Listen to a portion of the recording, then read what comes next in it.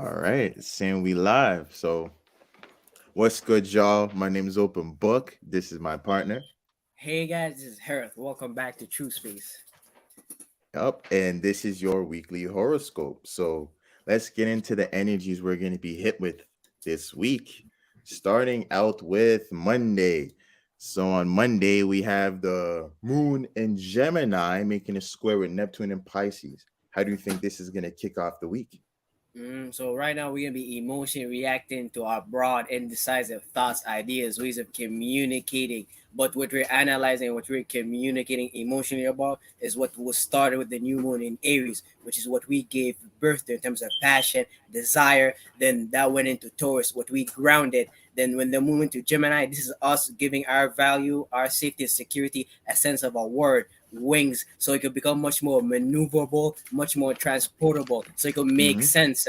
But having the square to Neptune and Pisces is forcing us go through the challenge of learning how to develop the necessary words, the necessary information about our dreams and illusion, what we're deeply subconsciously paying attention to, and what we've been developing since 2012. The moon in Gemini gives us a chance every time to figure out how to ground that subconscious into a word, because if we never figure out a way of communicating, it's going to stay there in our subconscious mind forever. So the square is Yeah, the necessary tension for us to go through.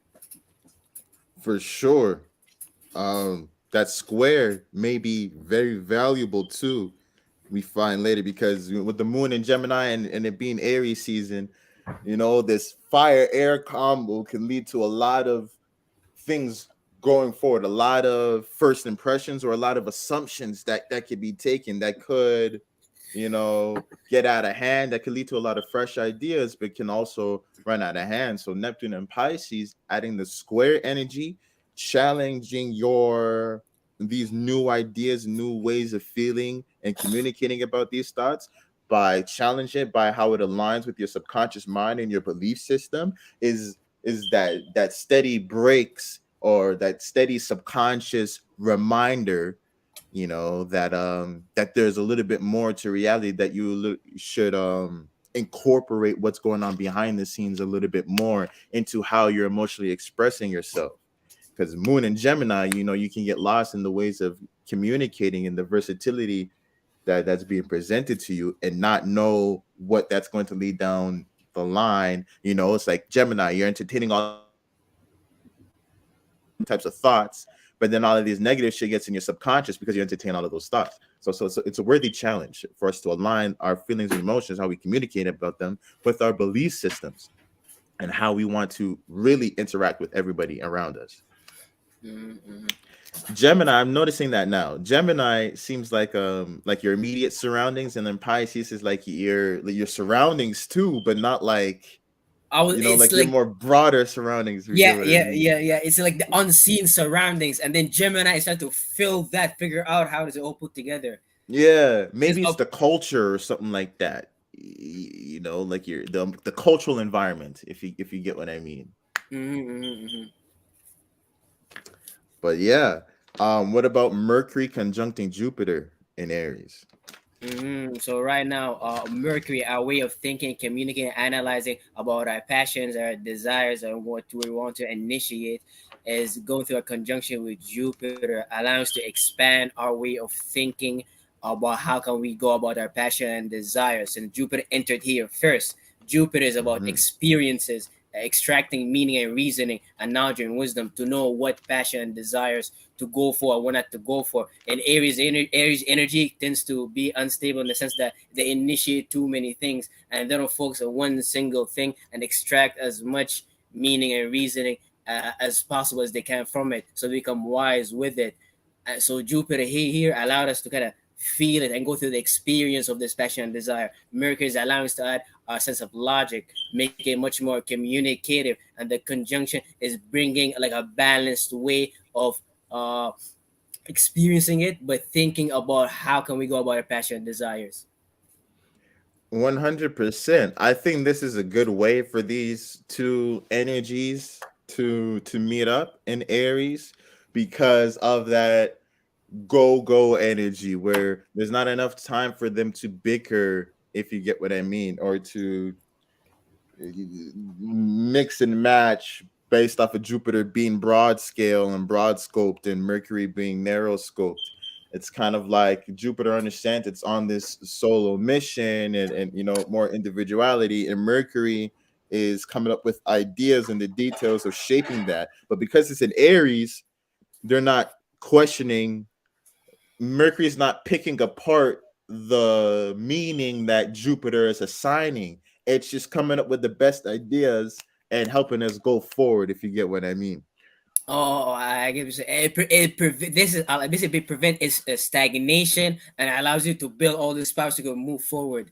Yeah, Exactly, yeah, exactly. But it can yeah. also be dangerous because the things Exactly. moving forward fastly. You can introduce a lot of bullshit real fast, real quick, Mm-hmm. just based off of your desires. So you really have to know where your desires are. And that Jupiter, it's like Hera was saying, Jupiter entered Aries first. So it's setting this anchor for this energy. We have to know the broader scale of our desires and the meaning behind them.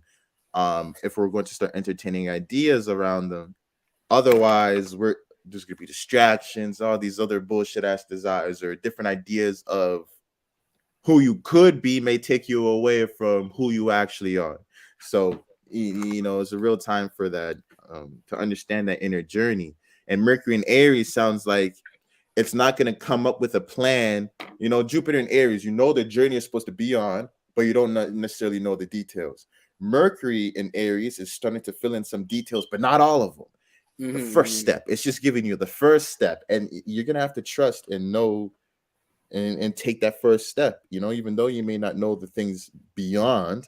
But that's Mercury in Aries, utilizing your mind. It's like waking up that muscle and making it start to work for you. Mm-hmm. Yeah. And then what about, we can just touch on Pluto and Aquarius again, and what that moving into Aquarius is going to affect us. So Pluto is power control and deep transformation, but all this power control and deep transformation is gonna happen on a society level, on an associate level, on a information level. Of course, the internet world, technology, it's everything that deals with like where we can externalize our higher thoughts, which is technology and things like that. So Mm-hmm. Pluto is gonna make us go through like a intense transformation when it comes to our technology. Like for example, we in the point of history where we are able to basically do practice transhumanism, where we can alter any part of our human body with technology. You could get BBLs, you could hairlines, you could get lip surgery, you could like Mm-hmm. anything, to the point where now we could change our genders and shit like that, to the point like it actually makes sense. So we have so much power, like transformative technology, to the point it's actually scary. Like they giving you right now, they're giving us with, they treating us like kids, and they presenting us with so many like sugars, esoteric sweets. So if we know how to take power control with what's happening in society, what information are we decide to hold on to, who are we decide to associate to, what type of political parties are we interested in even listening to, which Yeah. information is true or not. I'm Pluto, of course you're gonna hear about destruction like politics party. For example, recently we had Chinese, the TikTok CEO with Congress, and we saw how embarrassing Congress is. How they did not even know how a simple app work, and they showed us how they're stuck in their old farts mentality, and they're not updated with the new thing that's happening with Pluto and Aquarius. And Pluto and Aquarius is showing us who's garbage it comes to associated. It's almost like Pluto's gonna kill all the dumb niggas who's associated and shit like that, in multitude of ways, like pedophilia cases, niggas get robbed, like all type of shit. 100%. And we could see when Pluto was in Capricorn, where the power control was held by authority members, where people of authority, and there was a little bit more structure with the craziness or intensity of the world. Maybe it was more of us directing our energy to stuff like the patriarchy and capitalism, and those were the things that we were trying to, the old structures, the old way of going when Pluto was in Capricorn. But because we were still held within a specific structure and frame that we were trying to break free from, there are still morals and ethics. Like what, but like what Harriet is saying with the all the possibilities of how you can change yourself and all the ideas that's being up in the air like that. Hmm. You can change your gender, you can change all of this. Now you can do designer babies and shit like that, Yeah, yeah, where you yeah. can even just select the genes that you want to express. And before with Capricorn, there was tradition, there was authority, and there was boundaries. Whether it was being used against us or not, that's how things had operated. And you couldn't go around certain things because of those boundaries. So you couldn't necessarily just go and create life and play God. Those are past the boundaries. Well, you can't do that, or it has to be done in controlled. So Pluto and Aquarius is like everybody. Let's play God, and let's let's do whatever. How far can we go? Can we get rid Mhm. of all black people? Can we get rid of all? Can we make everybody blue-eyed in one eye and green-eyed in the other eye? Fuck around and find out. You know what I mean? Like they're on that type of shit. It's interesting. Aquarius is ruled by Uranus and Saturn. Uranus is trying to destroy, destabilize, and try to be unique and original, which is kind of the opposite of Saturn. Saturn's trying to be restriction, control, boundaries. So when you have in one energy, it looks so like destructive to the point that if you're not aware of what happens in like the politics realm, you may not understand why it's so crazy. Why is it always Yeah, people fighting? Why always people trying to bring reality to certain laws? Why people always civil wars? Like you don't never understand these things till you live in that like Aquarius like type of situations. While majority in the yeah, outsiders they kind of ignorant about it and how much energy actually go to that realm of reality. I'm pretty sure so much energy go to that realm of reality to the point that people in it may not be even aware of what's happening in the public. yeah. Literally, and that's how it's like an echo chamber, and that's why I look at Aquarius as like an air bubble, where Mhm. like you're really connected to what's within that bubble. That shit like the back of your hand for sure. We'll give you that, but everything else, it's like you probably don't even care about that, or you're not paying attention to that type of information, which can get dangerous. What leads to these echo chamber type scenarios where people are only getting confirmation from like-minded people, Aquarius energy, but it's preventing that nuanced challenge of being debate. You're not looking at other people's as your intellectual equals. You're looking at like-minded people as your equals, and everybody who doesn't think like you as the others, which is a dangerous mentality.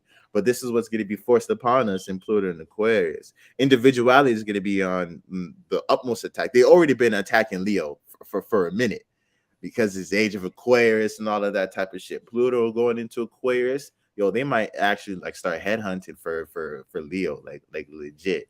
Look at our masculinity, and they're talking about the patriarchy. This is literally Leo. That like they're literally saying, let's take down Leo, let's stop Leo. In individual creative expression, all of these things are being on attack, but it's not like Aquarius is all bad. It's all for the effort of large scale humanitarianism. You know, the people who would be doing designer babies and crazy shit like that, in their mind, they're like, oh, let's erase the genes for disease. Let's erase the genes for all of this. Let's give them genius genes. It'll better their life. It'll make them all of this. But then they're playing God and they're getting lost in the ideal, getting lost in the intellectual, the air, forgetting that sometimes the diseases are that's what they're meant to go through, and that's their soul's journey, and it's going to create the necessary struggles. You giving them everything may actually play out as a detriment to them, and you don't know. So get out of it. But Pluto and Aquarius is going to put us in there, and we're going to have to learn how to balance that spectrum. Exactly, exactly. It's going to be a wild ride, but we'll manage. But yeah, that's how Monday is looking. So starting off with a little bit of confusion, maybe not knowing how to feel. So if you find that frustration of not knowing how to feel, really check your belief system and see if the feelings you're aligning with are aligned with that belief system.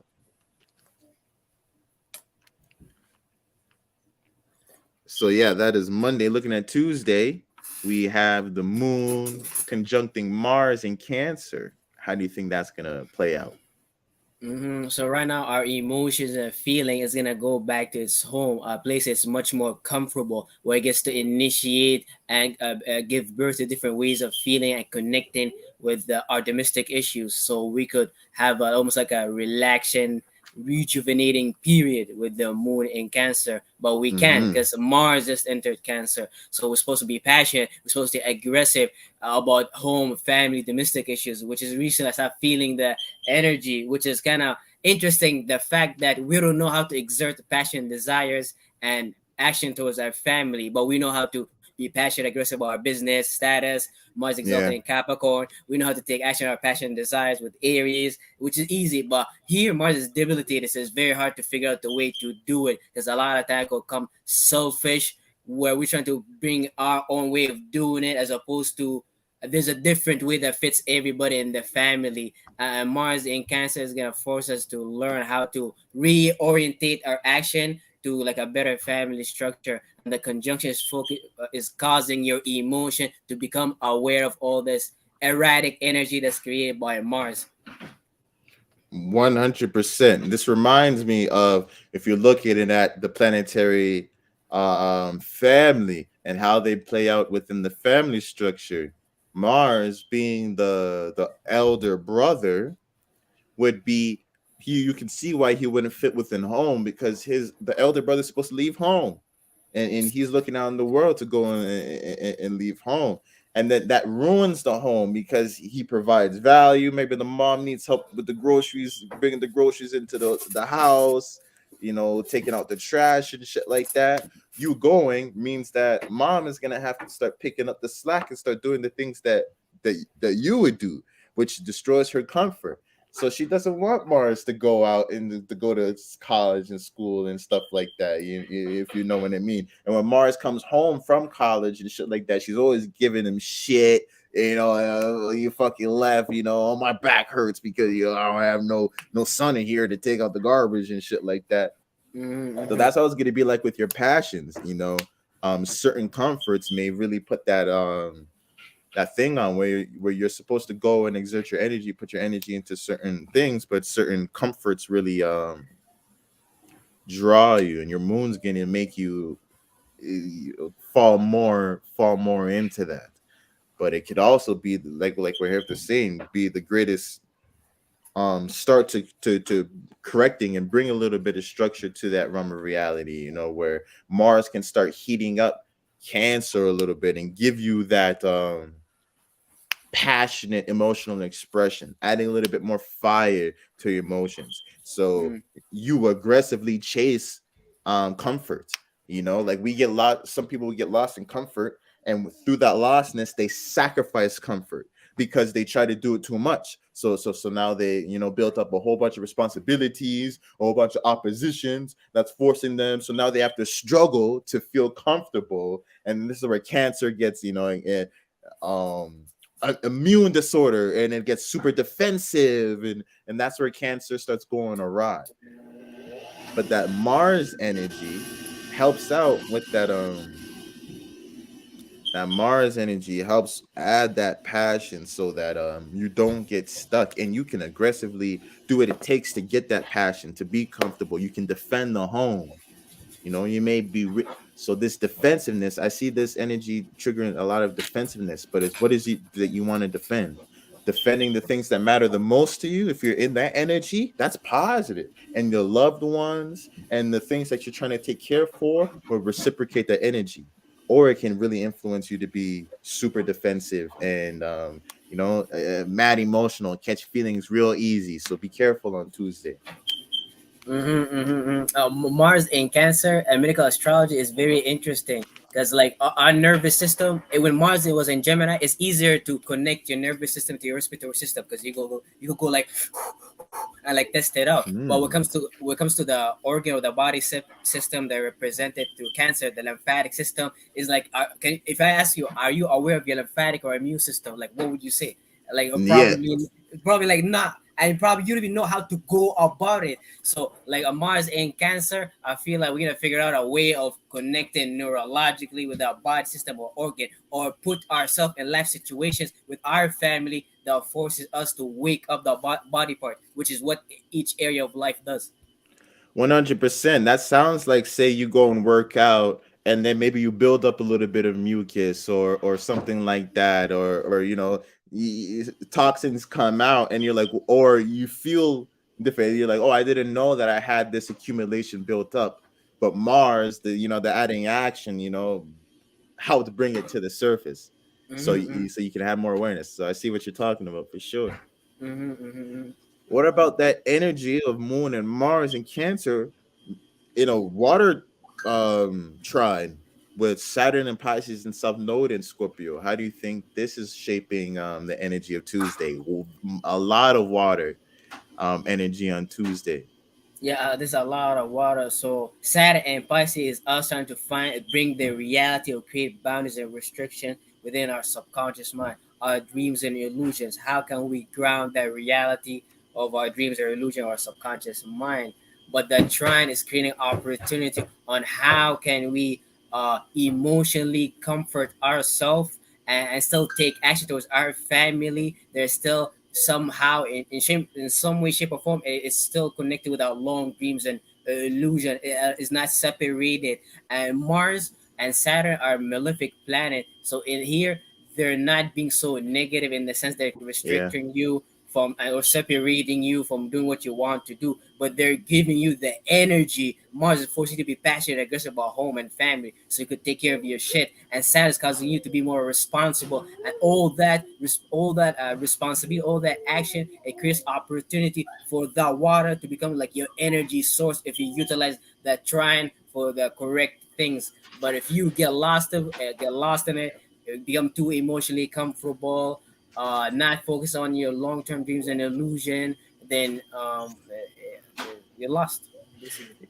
100%. It's a double-edged sword. It gets really really dangerous for the same reasons like what I was talking about before with that defensiveness where so right, like say that Mars energy can really bring up some stuff, get your lymphatic system going, start breaking up some toxins that reveals Saturn and Pisces, limiting belief systems. So that Mars and Cancer, because of that added aggression to the home life, to the domestic life, to the areas of comfortability and familiarity, the trine could give that easy path for you to see the truth, just like we heard say, because they're malefic. So it could even be aggressive change, but within your home life that shows you a limiting belief system, and you're able to put the two and two together and liberate those emotional energies. Be like, oh, that's why I feel that way. It's because I think this way, and the South knows there because I went through this in my past, and I attached those feelings and emotions. You may become privy to some trauma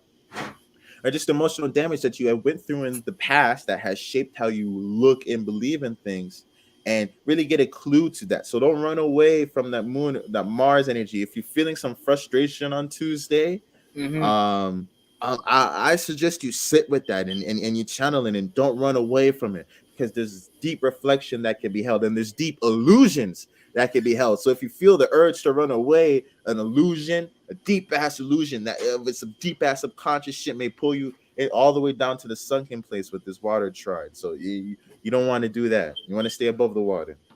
Mm-hmm, mm-hmm, exactly, exactly.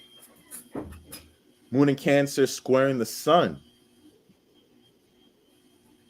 Oh, so as you obviously emotionally react to your home, family, domestic issues, try to get comfortable, you're going through the demand of what you're paying attention to, what you're becoming aware of, which is giving birth to your individuality, your vision, which is hard. Aries ask Mhm. you to separate so you can fight for who you are, so you can have to develop that individuality, which take time to do. This is why Aries they separate, and this is why you need to make time to separate to do your own things. If you don't do that, if Yeah, you don't develop your individuality, your family will take advantage of you, your friends will take advantage of you, your business status will take advantage of you. yeah, So it's that necessary challenge to go through. But that's not to say to separate and run away from home and forget about your family, because your family and home could be the source of your power. Because you could never in biology, I don't think it will work out if you have a lymphatic system that cleanse your body, but you don't have a brain and nervous system that allows you to basically produce new nervous system signals, so you don't just focus on that aspect of life. 100%. 100%.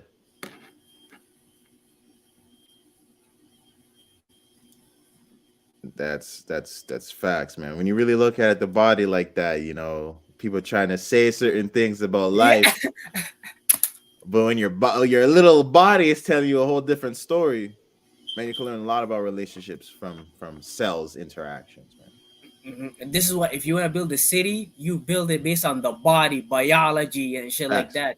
It makes more sense. Like this is why when the Muslim went to Spain, they focused on the eighth house. Let's make sure we have bathtub. This makes everybody's clean and shit like that, because Yeah. that creates the space for education, institutions, other stuff you may not be aware of.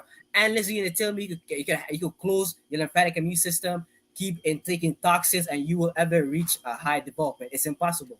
Exactly. And if you're diving into a cult and stuff like that, and not keeping it pure, you're gonna have dirty thoughts. You're gonna use it for the wrong. You probably won't even develop the sciences as high. So or you're Mhm. trying to develop a moral society. If you set up shit like that, that'll do it for sure. Yeah, 100%. That's interesting. But yeah, that's how Tuesday is looking. Looking at Wednesday, we have the moon in Cancer, square in Jupiter, Chiron, and Mercury in Aries. How do you think this conjunction or square is gonna be hitting? So this is gonna be intense. So our emotions and feelings then go through learning opportunities based upon what we just became aware of, because it had the square with the sun. But now we're going through difficulties, learning opportunities with what you're trying to expand on, what which give us meaning and reasoning, what we're trying to heal, deal with our vulnerabilities in Korean, or what we're trying to think and analyze about. So we're gonna have to learn how to bring balance, because we have this stellium in Aries forcing us to pay to our individuality, and the moon in Cancer is at home here. It rules here, so it's forced us just relax a little bit. But you still all that got going on. So this is gonna be a chance for you to figure out how to put those two together and prevent your individuality from separating from your home, and preventing your home from separating you from your individuality. 100%. Especially with the added boost Mars may give, or the added agitation and aggravation within the home, within the comfort, an area that you generally want to be relaxed and untouched. It could put the moon in Cancer a little bit more on an edge to want comfort a little bit more, to want familiarity a little bit more. So having those energies to really, and it's forcing us to really blend it, to understand, like what Harith was saying. You think you can have a lymphatic system, or like an immune system, without sufficient neuron transfer, yeah, or neuron system, so you can't really think clearly or have a direct thought, but you expect your immune system to understand, and to operate at Mm-hmm. maximum efficiency. You're gonna have to bring the two together. Same thing with you as an individual. How are you ever going to obtain emotional security if you don't even know who you are? And that's a big thing. So you may feel that frustration, but a lot of the time, sometimes you just have to sit down and feel with it. Moon and Cancer can lead to a more irrational type of reaction because it's cardinal water. So you may, do a emotional outburst. So try to not to do that in a negative way, and it can be toxic one too, because it's a Cancer, and you're trying to defend a private spot, so it leads to that catty type of protection where you're scratching it, and so remember, to embrace that and know it's about the personal journey. I really need Mm-hmm. to become comfortable with that uncomfort for your sake. No, you're not doing it to please other people or to not upset that person. To know that you're doing it for your own personal journey, and that'll help you navigate that frustration, that square. I was watching a video on like facts about science related to the zodiacs, and they said Aries and Cancers are gangbangers, basically. And it makes perfect sense, yo. Because every time I think about LA gangbangers, they have to be a bunch of cardinal signs. I'm like, it can't be a Capricorn or Libra. It has to be an Aries and a Cancer. for passion killings, like manslaughter type things, where I just got mad in the moment and things So, escalated and I killed a nigga, Cancer and Aries, yeah, 100%, one those are hundred percent. 100% tribal neighborhood hood energy. Mm-hmm. 100%. The serial killers, no, we know those are the mutables. We know those are the mutables. The niggas you don't know are the killers. Those are the fixed signs. Those those are the fixed signs. But yeah. What about Moon in Cancer, sextiling Venus and Uranus in Taurus? So as we're trying to, obviously Uranus is forcing us to be unique and original through finding a new form of safety and security through moving our physical body. Uranus is very debilitated here, forcing us to really work for it to be unique and original, which gives us a chance to basically to bring something new into reality. So don't look at it as an opportunity to not to benefit from. It shakes the world enough for you to benefit from, if you get what I'm saying. And having Mm-hmm. Venus here, Uranus and Uranus kind of dried out Taurus in a high way to the point we got tired, bored of chasing after practicality. Venus is a hormonal system. It's fluidity, so it can bring the sense of love, relativity to what you were trying to chase after, what you're trying to stabilize, which could make it a little bit not as hard. And having the moon in Cancer, this is a perfect time while we're trying to emotionally connect with what really matters to us, what really makes us feel emotionally comfortable. We can see an opportunity if we've been doing the work with Uranus and Taurus to really bring that, to really initiate feelings and feed that value, feed that earth that's gonna eventually become an amazing land we can walk on. But first, we have to give it all this esoteric water, pouring all our heart and feelings. Yeah, 100%. 100%. Um, I see definitely the moon helping bring that maternal energy that is familiar to Taurus and allowing it to feel a comfort to make whatever change that it needs to, especially with Venus and meeting up with Uranus. I see a lot of like whether it be I seen in a book they talked about love affairs, but I see that um like revigorated love attractions and stuff like that, or revigorated finances or revigorated senses where your senses are being heightened and like Mm, jolt to where all of a sudden the specific senses severely heightened, or all your senses are heightened, or you're noticing things like that a whole lot more excitement within your relationship life. For sure, the moon in Cancer can remind you about what you care about, so as you don't become a little bit too dry, like what Harith was saying, that drying out thing, where you're doing it so that you can stay stable, but not because you truly genuinely love it, because you genuinely. So the moon in Cancer can add that necessary water to remind you about your core values and how you want to feel and what you should be working on. For sure. So yeah, that's how Wednesday is looking. Looking at Thursday, we got Venus and Uranus conjuncting in Taurus. That's kind of what we were just talking about. But yeah, how else do you think that this conjunction will play out? I want to add on more to how the way you describe it from a biological point of view, which is very interesting. Because Uranus is a higher aspect of our nervous system, but when you have the higher aspect of nervous system conjuncting Venus, it's forcing our hormonal system to catch up with all the technological accelerative information that our biology, our body, been basically upgrading through. And Venus, like conjuncting Uranus, is like, I'm gonna upgrade the hormonal system. This is my chance. So you could figure out ways of how you could stabilize yourself more. So, uh, Mm, 100%. 100%. Adding that and it's interesting because it's like we're hyper accelerating. And I wonder, like this aligns with, I wonder when Uranus went into Taurus. It went in a little bit before COVID, or was it aligned with COVID and all of that? No, around Uranus that, moves it's with Saturn Aquarius. slower That's than that. yeah, yeah, yeah. Yeah, yeah.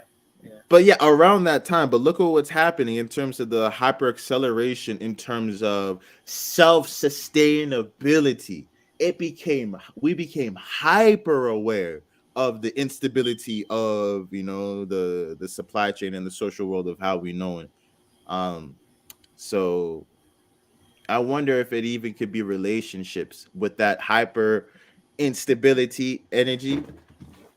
What I'm starting to remember, especially because my mom's a Taurus moon, and she always instilled that in me, and then just seeing and looking at her life, you can see it having stable friendships. She has friendships for the last 30, 40 years, and every time when she's in a pinch, when certain instability things happen, it never really got too rocky because there was real genuine friends over there to help. And I think that's where a lot of people are forgetting now. Look at the Andrew Tates becoming popular and shit like that, and all of these. And look at the spiritual community becoming popular, talking about, oh, cut off everybody who doesn't understand you, and all of that dumb separative, the demonic shit. Where you have to be alone, and to a degree they may be right, but the real money doesn't even matter. It's because you're able to make another person do something. It's because it can initiate a relationship between you and someone else. That's Like money's value. in our system, money can only exist because we consented to it. Like they can't print money Mm-hmm. out of thin air. Like we are money, we're the economy, but they had to create a system where they convince us to consent that we are something else, and they are something else too. So in a relationship lawful level, money does not exist without relationships. You 100%.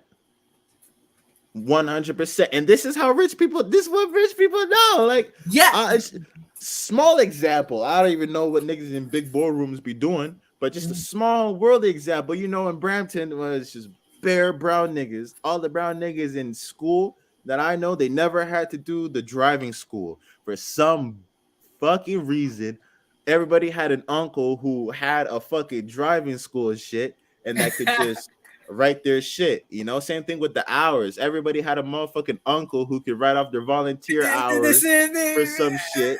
And I was like, God damn, you know what I mean? But those connections, those relationships, certain people, and those are the brown niggas, the ones from the Middle East, the Taurus area, with the golden calf and all of that. So them niggas know about Taurus with the throat chakra, the activating the heart chakra. You don't need to tell them niggas about Venus energy. They know what it is. So we really need to be taking lessons from them. What about the moon being 0 degrees Leo opposing Pluto in Aquarius? How's the moon gonna react to that uh Pluto being in Aquarius? So we're moving away from our emotional comfortability to the moon in Leo, where we're gonna focus on emotionally entertaining and showing our own truth, self-expression, based upon what we started with the new moon in Aries. The new moon in Aries gives us the chance to spark it.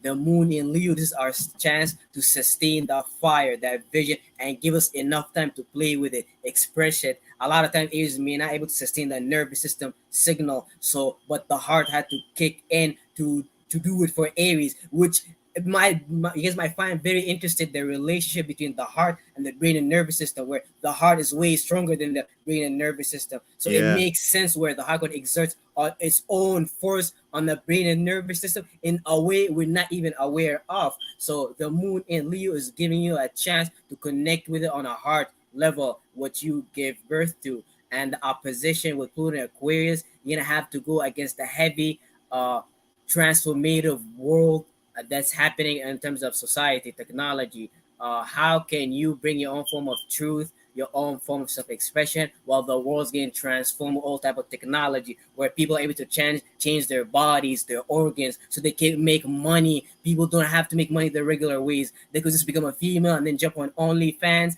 But when the moon in Leo, you don't want to do that. You don't want to abide by the world rule. You wanna be your own light and then trying to survive with it, avoid getting prosecuted and shit like that. That's facts. Leo, you want to be the star, your own star, but Aquarius, you're forced to become a constellation, or you're forced to become part of the collective, or maybe even a planet amongst the solar system of another planet, of another star or something like that. But Mhm.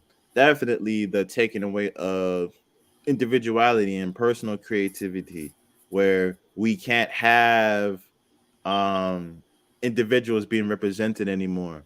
So when the moon is creating a want for individual expression, a want for creativity, a want for you to give in the way that you naturally give, you may find opposition, because what's taking power and control over the world right now is a whole humanitarian collective type of mindset of right and wrong.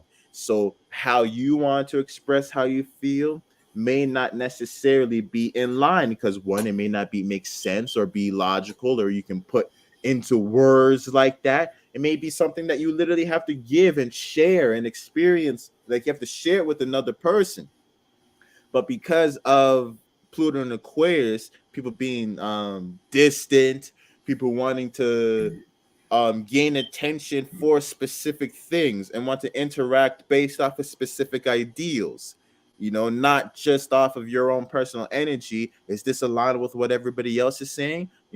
We can't just talk about something. Is there a study to back behind that? Because if you don't have a study about it, I don't want to talk about it. Well, shit, nigga, this is just something I'm interested in. Why can't we have a motherfucking conversation about it? Like, no, if you can't bring up it's that type of energy. Whereas, like, damn, I just wanted to try, something. I just wanted to talk about this diet that I was hurt into, fun, more light, I just wanted to experiment. I just wanted to creatively express myself, but being forced to kind of make a little bit more sense. So you may be stumped with that emotionally and find that individual expression, and which is hard to balance when you're not allowed to shine your light to retain it. If you get what I mean, it's hard to hold on to your flame when the external world is going against it. It's like Aquarius is a swift, strong force of wind that's trying to blow against your fire. Mhm. What I would say with that metaphor is, maybe if you control your fire to a specific degree, you can match it with the amount of air that is coming, within that time, and still survive the fire, if you get what I mean.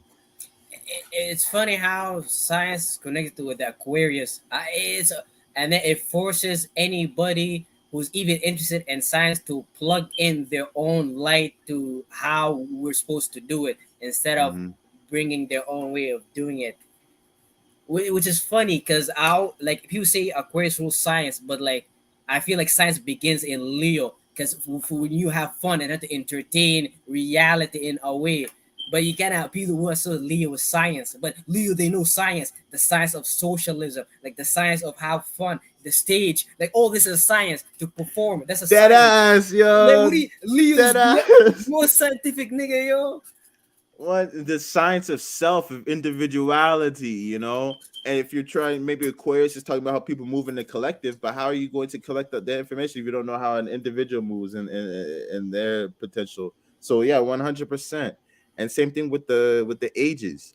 I was reading in that book, The Holy Science, where they're talking about the Hindu tracking of the ages, and it's crazy because the Hindu with their yugas, they're going off of a 24,000 year calendar, just like the Olmec, and the ancestors in America are doing a 25,000.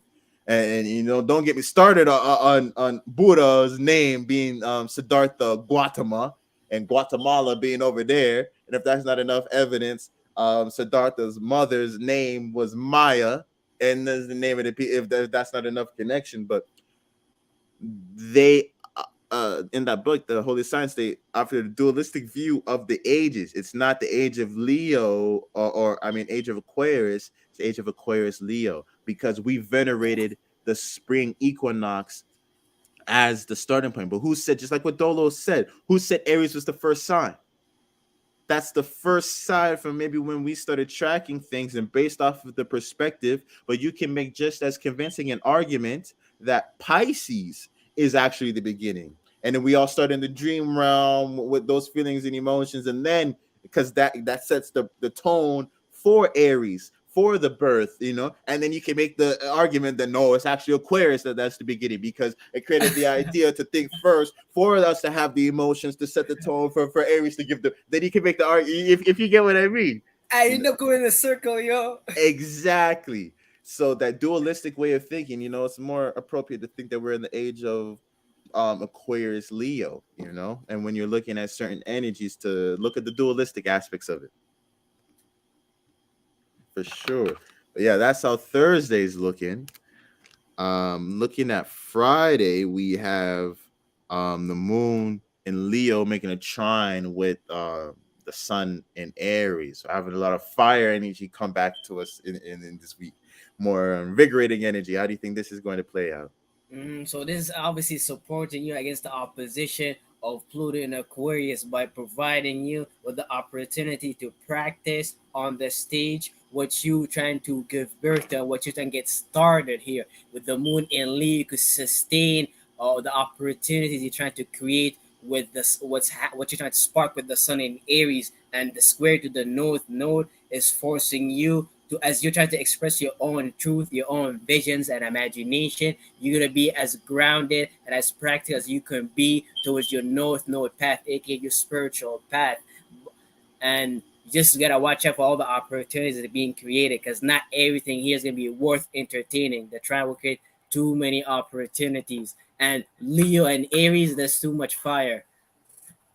I get what you mean. Yeah, the North Node is definitely that grounding factor, letting you know about your spiritual path is on Earth. It's in physicality. So as you're blazing through, you may get bumped or something like that. It's reminding you, yeah, nigga, you physical, you in a body, my nigga. It has to be Mm, it, physical and tangible. it almost sounds like the best allegory would be like as you're jumping between your heart and then your brain and nervous system, you're creating all this fire and this heat, and then the squares reminding you, hey, you're in a physical body, bro. You're not just a Yeah, fireball. 100%, 100%, which is very valuable. So it's going to be that sustaining force. You can look at it as the fuel that allows the fire to keep going, and that's what fire signs forget all the time in terms of why you need that practicality. We always look at it as no, it's holding me back or it's too slow and shit like that. But that's slow, just like with certain papers or when you're budding weed and thing like that. Well, what is good? The thing that just burns through, or the slow burn, Slow and when you burn. get and you can get the thin paper, and it'll be the big, or you can get a thick ass blunt, more earth, the whole tobacco leaf, and the thing burns slow, and that's how, and you can sustain the fire. You can have more visions, more all of this type of stuff, and you can sustain yourself more. So there's a huge reminder of that aspect of physicality. Mm-hmm. For sure, but a lot of energy for creating things, for a lot of energy to see ourselves as something new and to really go and expand towards those things, um, and utilize our vitality, utilize our visions and emotions, get Mm-hmm. those things done, be who we say we are. And Friday is a very energetic day. and this might even teach you on how your self-expression and your creativity can really mold your physical body. For example, those the greatest example, this is a fire triume, but this guy has a fucked up body health, fucked up diet, this guy Yep. barely eats, but he's some way in shape or form like it still survives, still I is able to output everybody. I'm 100. willing to argue he figured out a way to burn through his physical body but do it in a healthy way, but there's no such thing because he doesn't even give a fuck about earth. Yeah, yeah, yeah. And it just goes and goes to go show that even me, I would get into certain boundaries of spirituality looking a specific way. Mm. Spirituality has no motherfucking look, man. No, nothing. Like that nigga on the street and the nigga in the penthouse, and then you in the middle. You think you're a little bit more enlightened because maybe you're not in the position of the homeless person. You're probably the least enlightened out of all of those motherfuckers if you're really looking at it like that. But you really have to start equalifying or stop having a specific look for spirituality and how things are supposed to be. There's a lot of assholes in the world who make being an asshole work for them, and and that's the type of energy, I always look at the disagreeable people like that, just always trying to show them, look at this person, look at this asshole. You see how he's being an asshole and people actually laughed? Wait, why did you try that? Why did you try and match that energy? But moon, look at the moon in Leo conjuncting Lilith. How do you think Lilith is going to change this self-expression? Lilith's gonna make you face a lot of personal experiences. Lilith is the dark side of the moon, which is funny how people talk about the moon. We can only see one side of the moon, but this other side we never see. So it's interesting here Yeah. with the where you emotionally focus on your self-expression, you're gonna get to see the dark side of your emotional expression you may never seen before, and Lilith is gonna make you get comfortable and face the darkness there, and learn how to shine the light to one side of the moon more. 100%. Literally, the dark side of the moon, the dark side of your emotions that you don't want to see in the sign of illumination, of shedding a little bit more light. So that's why we have to be careful. Maybe even really take the heat from the North Node and Taurus and slowing us down and putting us in our physical body, so we don't overexert ourselves and get too lost in the mind, because what we could be expressing could be a darker aspect of ourselves that we aren't as aware of, and Mm, because of the added energy, that can slip through the cracks. mm, So you really do, when you're using this vitality, don't stress and be like you can't use that energy on Friday of that self-expression and to really step into the shoes of who you want to be. But just know that there's that subconscious influence, that certain emotions that you may want, certain desires may be that dark side of the moon, something that you may need a little bit more reflection upon before you act upon it. So use your body as that signal, that reminder of how to stay in tune and stay away from expressing that dark side of the moon, that Lilith. Yeah, but that's how Friday is looking. Definitely an energetic day with the moon in Leo. Um, Adding way more creativity. We can really get things going Friday and Thursday. And step into the state of being of who we want to be, really testing that out and feeling what it means to be that image that we see ourselves as this Aries season. Looking at Saturday, the energy of Saturday, we have the moon in late Leo trining Chiron. How do you think Jupiter, Mercury, Chiron, Jupiter, and Mercury in Aries? How do you think that added trine, more fire energy? We're having more of that visibility mm, going mm. on. How do you think this is gonna hit us?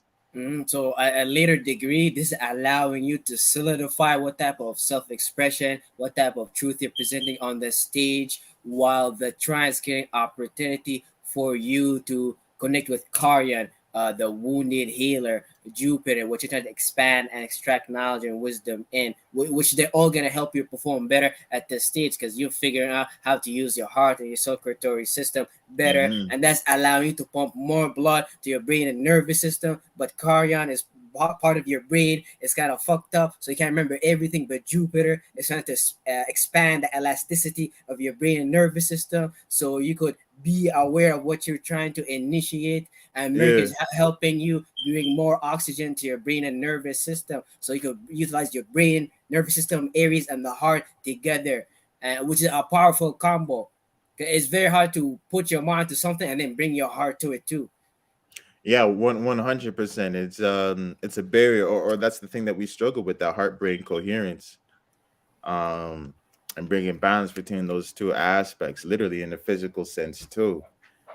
So it's very true. But yeah, that creative expression, when you get your heart pumping in coherence with your mind, and this sounds like it could be like a test of what full heart brain coherence may be, because it's Aries season. It may not be exact, you know what I mean? Where every time we get it, where we're still kind of testing these things, or still kind Mm, to try to learn to embody them. But we may see those glimpses of when our mind and heart are in line, of how synchronistic and how creative we can actually be. It's like, oh, I am this. And within that brief moment of when you said that there was heart brain coherence, you went and manifested a whole different scenario where you actually are that, and then that didn't exist before, but Mm-hmm. you carved that lane out for yourself. I bet you for 1 second or 2 seconds you line up your body in a way like you felt like God, but then you jumped out of that and then you And the felt back gentleman, like a human. yeah, that has. What do you think? The square with Uranus and Venus and Taurus with the Moon and Leo, how that will affect the energy as well.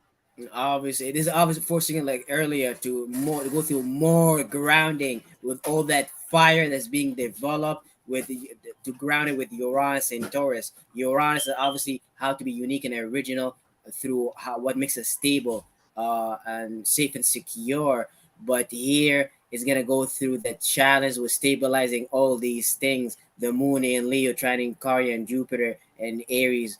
If you know how to do it, then you're gonna be able to go through the necessary opportunity to make all this fire part of your biology. And you having Yeah, Venus too here, allowing you to having a cool down effect or like a holistic effect that could back up Uranus in Taurus, helping you deal with all this fire by developing more like stable body. yeah, 100%, 100%. Really directing that Moon and Leo energy to something that is going to provide stability, or providing it with a quick source for that energy, if you get what I mean. And Venus and Taurus, especially Uranus and Venus being there together, it's not going to let us escape from the physical reality of the things that we're doing.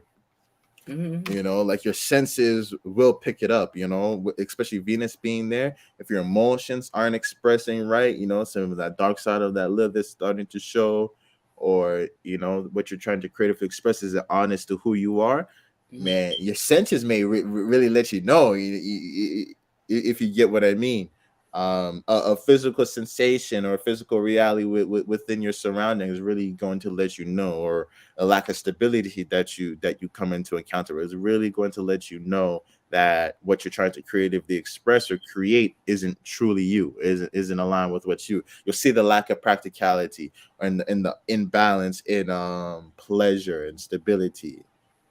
Like a lot of time, people do not understand why you need to work the body from all parts. Like, why do we need to focus on the internal parts of the body, but also the outside part of the body? Like, people focus on the inside, but not focus on the outside, which does not make sense. Because if you look at Yeah, your cars, you can't give a car like a strong ass engine without like strong ass wheel and a body to hold it. Those things like wouldn't well, work together. that's why it's so dangerous just to listen to people talking about nutrition and diet on the motherfucking internet. Most of these Exactly. niggas, I keep on seeing niggas get lost because the dude who's talking, maybe he seems buff, but how is his arteries? Like, niggas don't think about that. Like, yo, yeah, he's big and buff, but is he gonna die at 55? If you get what I mean. Not everybody's cut the same, so we get lost in the aesthetics, but we don't ask, okay, maybe he is buff and maybe his arteries are clear, maybe it is. Does he have healthy relationships within his life?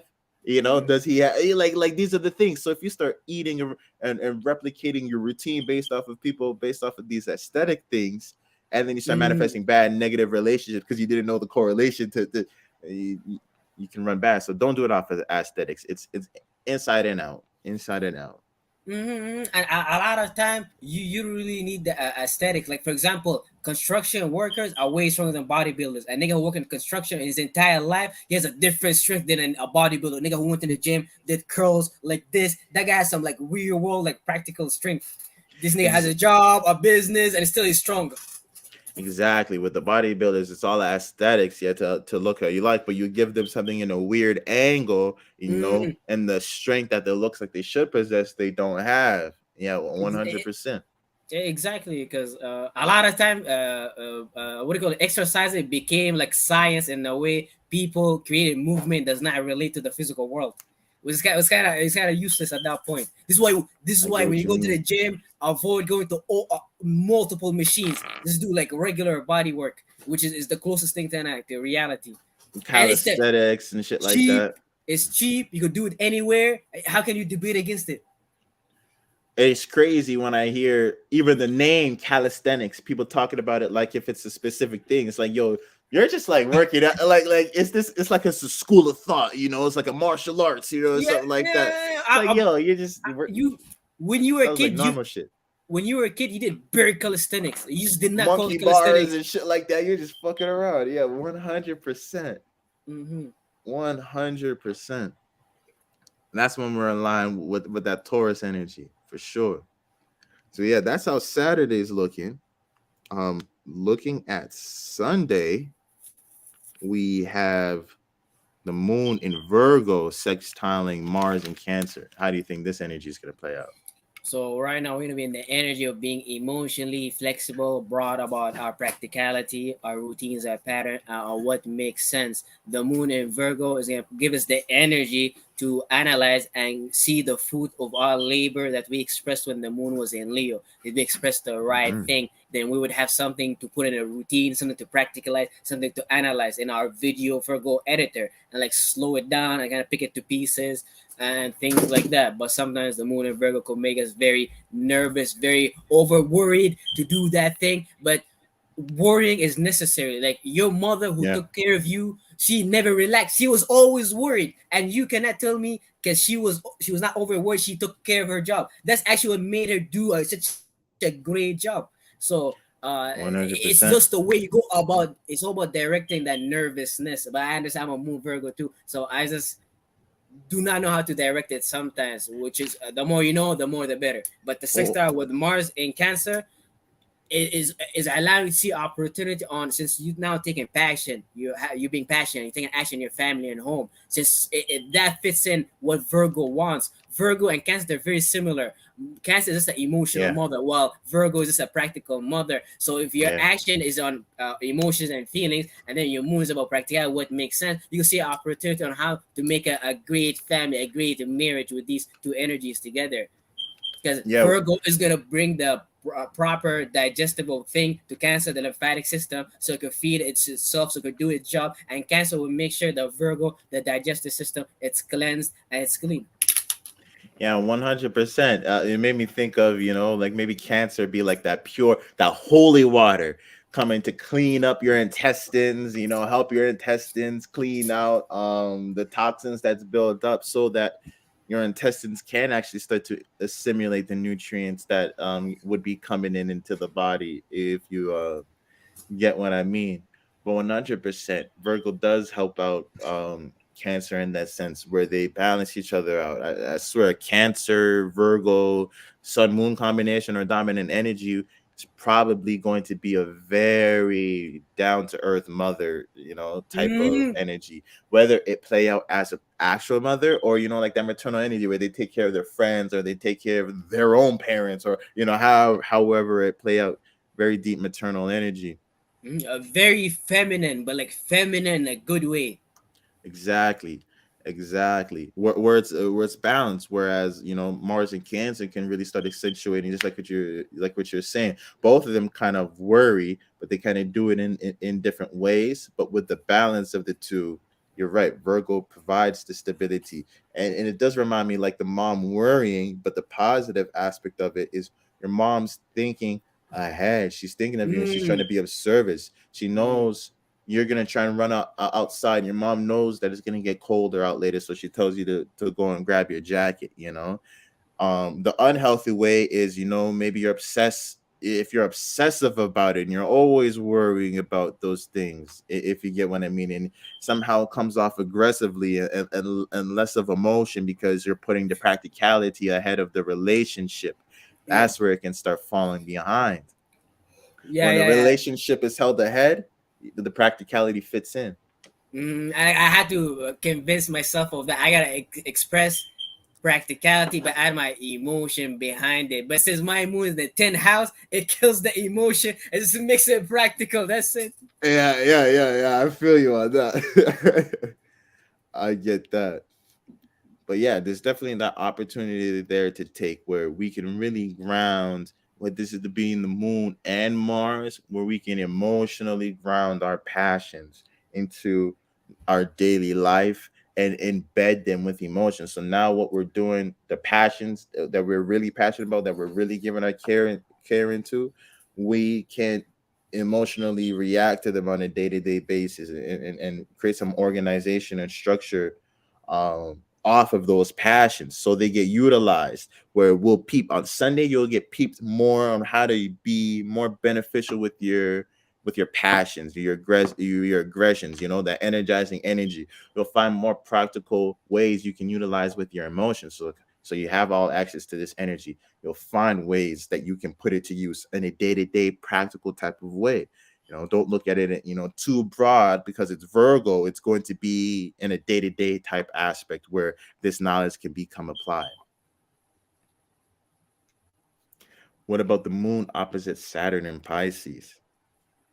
So now, as you're emotionally reacting in a very practical way, you going through difficulties with what Saturn and Pisces is doing, making you see what kind of boundaries, reality is necessary for you to go through to bring your dreams and illusion into existence. But the opposition is forcing you to learn how to add the necessary energies to get to where you want to go. But sometimes we end up adding the not that energy necessarily. So for example, in the moon in Virgo, for you to get to Saturn and Pisces, you add more practicality and routines, but you can't add too much practicality and routines because it's gonna prevent you from being mutable enough to see the opportunity that Saturn and Pisces, even Pisces is very fluid. Saturn is bringing a reality, the fluidity, so you can actually see it. So it's not so far behind the scene anymore. It's more, it has a sense of physical structure. And the moon, if you just worry enough to get there and not worry too much, you could get there. But what I said does not make sense. You're gonna have to put the two on your own because we're dealing with mutable signs and then Yeah, opposition. It's a long, foggy journey, basically. yeah. I feel what you mean. It's very true. It's very true.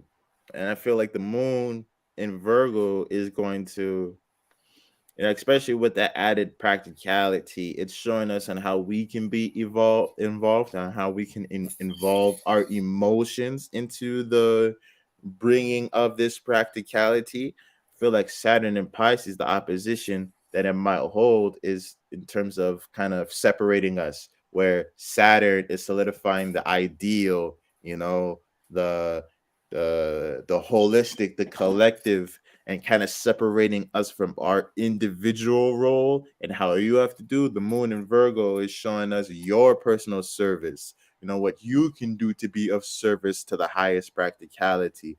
Whereas Saturn and Pisces may be building more structure around the ideals, where we're trying to solidify our beliefs. And, it's like drawing the blueprint of the whole encapsulating thing.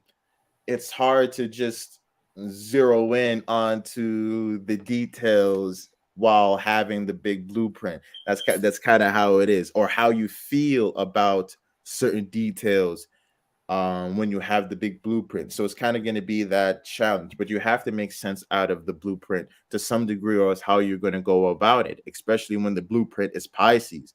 We're talking about, like, there's no labels, you know what I mean? It's like some chicken scratch blueprints where we really have to, or symbolic blueprints, where some riddle type shit where you have to go and solve it, and then once you solve the problems, you get some type of Islamic Muslim mosque type structure, type shit. But you have to solve the geographical equation before it's that type of shit. But it's all symbolic, is what I'm trying to say. So us emotionally reacting to the practicality, we may miss the symbolism. It's more so of how to connect the day-to-day aspect and seeing those within the symbolism. And then now we can know where to put our emotions in the most productive places. But with that search for practicality, like what we were saying before, and the added worrying energy, you wanted to make things practical when we're trying to draw the whole symbolic blueprint, you're going to miss out on the big picture. And then someone else's authority who knows how to look at the blueprint in a more symbolic way is going to end up having more authority and control over your actions, because you're getting too lost in the devil in the details. The peace dealer calls Saturn and Pisces, I think, the ending of the world. But having the moon in Virgo, it's Yeah. kind of funny. You just performed on the stage, and then you're about to harvest your things, and then the opposition is kind of showing you, oh fuck, the world is destroyed, which kind of could give you a helpless attitude, because it was Saturn in Pisces, man, a lot of darkness, a lot of sadness, a lot of depression within our subconscious mind could possibly happen.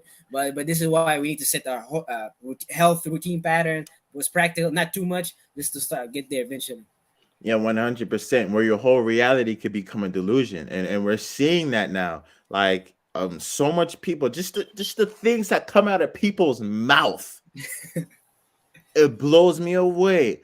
Oh, men are whatever. Men are evil or whatever, whatever. I'm like, don't you have a son? You have a father. Oh yeah. I'm like, yo, what are you talking about? Like you don't you have a family, a husband who will love and do whatever for you, who is slaves?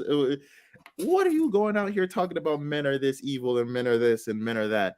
Not saying that there's not examples within their life that would justify those things. I'm sure that there are, but then there's examples that go against it. So apparently reality is more nuanced than that. But Saturn and Pisces can really start building those barriers, building those blocks where no, men are all evil. And you solidify that subconscious belief. And then you're giving those things authority over your life, so then they have dominion. So now you kind of surround yourself within those Mhm. within that belief, and you solidify this illusion.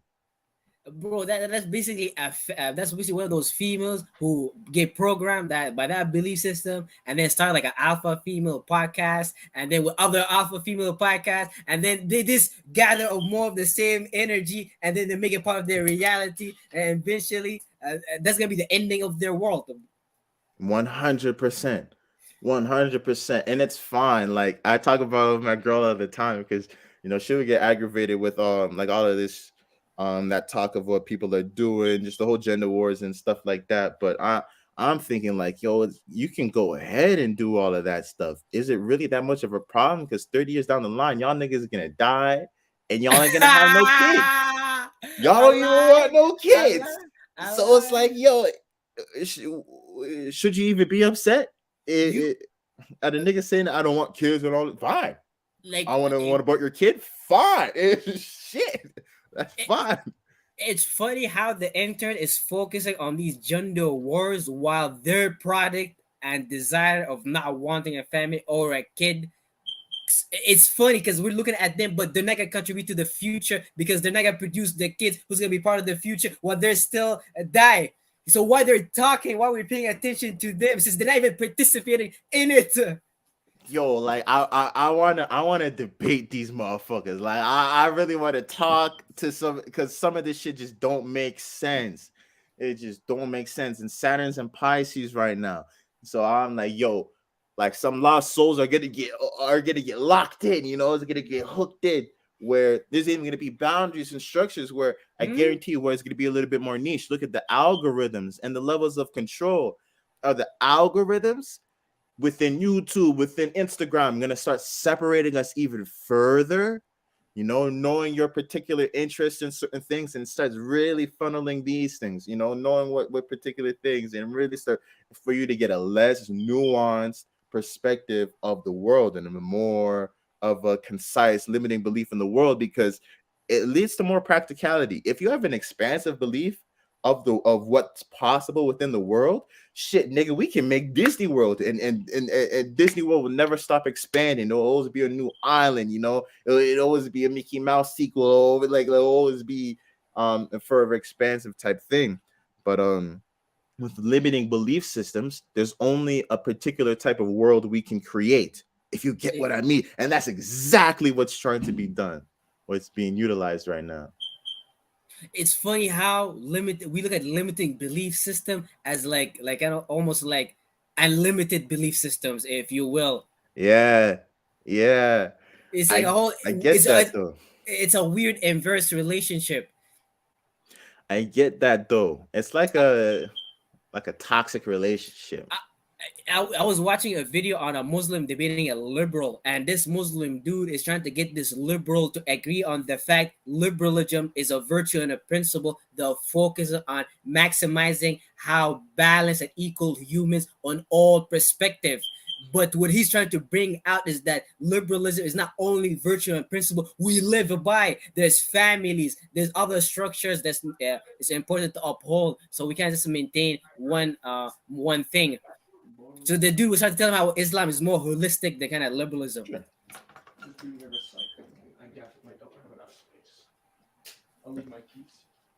Okay. Yeah, no worries. But yeah, I see what you mean, and how so he was saying that they're trying to say that their principle is that everybody's all equal and stuff like that, but they don't have any like traditions or like culture or Mm-hmm. like any Mm-hmm. physical aspects to help uphold the values that they claim to support. Because they choosing one value over all the other values basically, and he started to tell him if AI as actually could make sense of reality much more better, the liberal mindset would agree with AI ruling humanity, because liberalism wants to it wants to make everything equal and everything appropriate for everybody. But so he's trying to tell him no, that's not all life is about. There's family, there's government, there's law, all these is the Sharia law, all this is important to uphold us from going to where you want us to go, which is like a transhumanism. Even by liberal ideology, you agree to transhumanism. You literally, but that's Aquarian. That sounds like a debate between Taurus and Aquarius. That's literally what it sounds Exactly, like. Yo.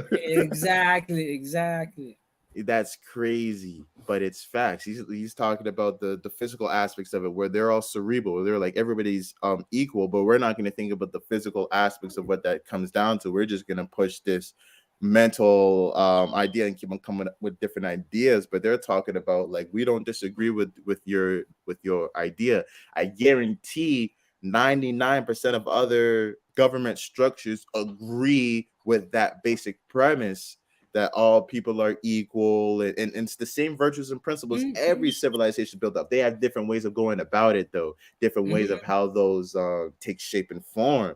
So just liberals even just saying that, it's like, You, duh, motherfucker, you stupid ass nigga, but how? and he was so funny about that debate. The Muslim dude was trying to tell the liberal where you got in life based on liberalism. Liberalism came from like Christianity, because Christianity was the first religion that basically talked about human rights. God made man in his image. This is why like the whole idea is surrounding from. And he started telling him your ideology is still from religion. Literally, literally. You know what I mean? Yeah.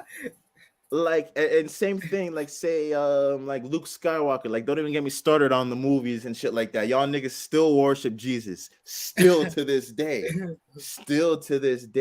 with the same ideas and ideologies. And you always exalt, I swear, the president or the leader is going to be the next Jesus, because he's always the one who you put your sins onto to cleanse and to connect you with a higher power, in aspects like that. So in so many ways, look at how they were looking at Donald Trump, literally like he was going to be the savior, literally like he was about to go and pull some Jesus type shit, and then they go in and kill him, and then he resurrects back again 3 days later. I bet they're gonna do some shit like that, arrest him or some shit like that. That's Jesus going to the cave. 3 days later, he comes out and then he wins the election or some shit like that. If that shit ever happens, you gotta give the slow clap to the shadow government for the tee up, for the callback to the Bible. You gotta give them the slow clap for that one. But yeah, I guess we should wrap it up there. But yeah, guys, that's how the week is looking like. Stay above these waters. It's some hectic energy out there, but it's Aries season. We have a lot of fire going on to really help vitalize us. So we really need to start stepping into who we want to be and being that, and not being too caught up with everything responding to us in the correct way or responding to that exactly, but feeling and becoming used to utilizing and being that state of being that individual. It's the trial and error, and then later on you're going to start to realize how you can better uphold that state of being. Mhm. And this entire week is the build up for the full moon next week. So Mm-hmm. definitely watch out for when you get there. 100%. But yeah, thanks for watching, y'all. Take care. Easy.